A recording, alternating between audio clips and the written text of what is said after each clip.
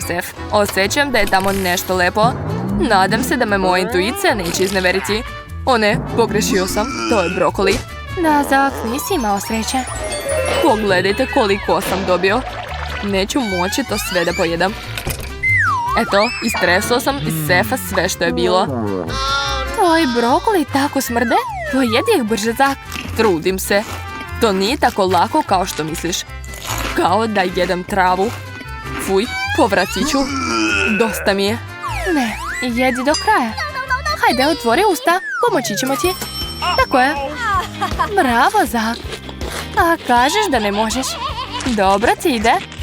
Evo dodatka. Pomeraj vilice aktivnije, nemamo mnogo vremena. Eto, vidi kako si brzo završio. Ne zahvaljuj nam se. Boli me želudac. Jesam vam rekao da ne mogu to sve da pojedem. Uj, kako smrdi. Zak, ugušit ćemo se. Hitno mi treba parfem. Nadam se da će mi pomoći. Morat ću da naprskam dobro. A ja ću paliti ventilator. Izvinite, stvarno mi je žao. Ali sami ste me naterali da jedem